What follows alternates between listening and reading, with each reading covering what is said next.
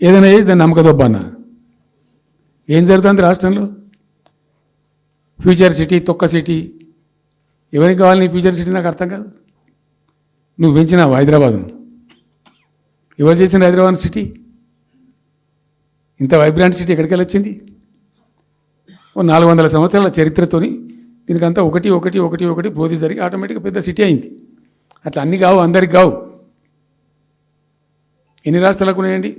బెంగాల్ కలకత్తా ఉంది, మహారాష్ట్రకి ముంబై ఉంది, మనకు హైదరాబాద్ ఉంది, కర్ణాటకకు బెంగళూరు ఉంది, తమిళనాడుకు మద్రాసు ఉంది, ఢిల్లీ ఆఫ్ కోర్స్ ఢిల్లీ. వేరే రాష్ట్రాలకు లేవు కదా, 28 రాష్ట్రాలకు ఉండయి. సో ఇంత మహానగరం నిర్మితమైంది. ఈ నగరం యొక్క భవిష్యత్తును దృష్టిలో పెట్టుకొని పెట్టిందే ఫార్మాసిటీ. ఈ సిటీ మొత్తం గబ్బులు వేసిపోవాలి ఇక్కడ దాంతో. నువ్వు తీసుకుపోయాలి ఫ్యూచర్ సిటీ, తోక సిటీ. ఏందన్నట్టు ఇది? అన్ని దిక్కుమాలిన పాలసీలు, రియల్ ఎస్టేట్ బ్రోకర్ దందా తప్పితే ఇంకోటి లేదు. అన్నీ కనబడతాయి మనకు. మీరు పరిశీలనగా చూస్తే, పూర్తిగా చూస్తే అసలు చాలా గందరగోళం. గురుకుల పాఠశాల విద్యార్థులు చచ్చిపోతారండి. ఇప్పటికి 120 మంది విద్యార్థులు చచ్చిపోయారు. గంత నియంత్రణ లేదా? గంత తెలివి లేదా?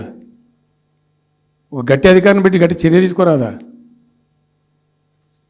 ఏందో చేస్తాము నీ ఫ్యూచర్ సిటీ, తోక సిటీ. ఈ పోరగాళ్ళని చేస్తారు.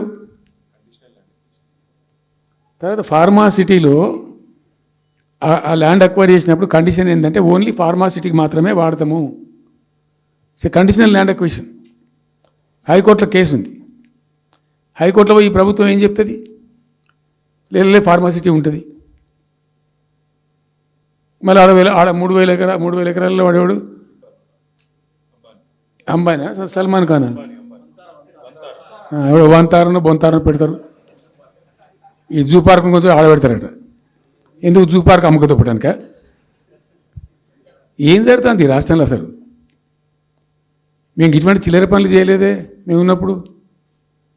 ఇంత దుర్మార్గమైన కార్యక్రమాలు చేయలేదే. ఇది ఎక్కడ దిక్కుమాలిన దందా? ఏం జరుగుతుంది అసలు? ఏం చేయదలుచుకున్నారు ఈ రాష్ట్రాన్ని?